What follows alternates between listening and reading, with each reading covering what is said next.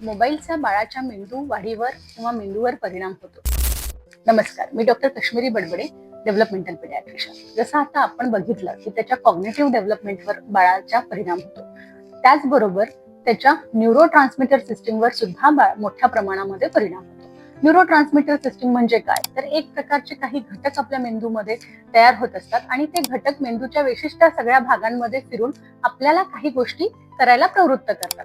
जसं आपण आता मुन्नाभाई MBBS मध्ये बघितलं की झप्पी मारल्याने हॅपी हॉर्मोन्स म्हणजे डोपामिनर्जिक पाथवेज ऍक्टिव्हेट होतात.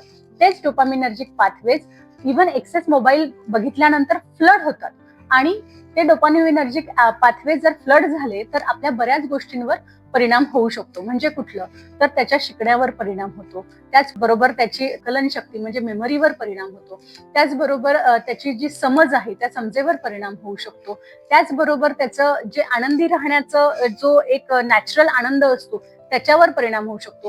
त्याला मोटिवेट करायला लागतं. आत्ताच्या मुलांना पटकन म्हणतात की आई बोर व्हायला लागलाय, नको मला फार बोर होतंय, हे काय करू आता, मी काय करू.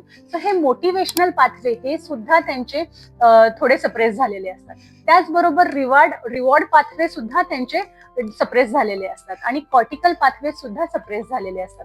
तर ह्या सगळ्या मोबाईल आणि स्क्रीनचा म्हणजे इन शॉर्ट स्क्रीनचा जो आहे इफेक्ट हा आपल्या न्यूरो ट्रान्समीटर सिस्टीमवर मोठ्या प्रमाणात होतो.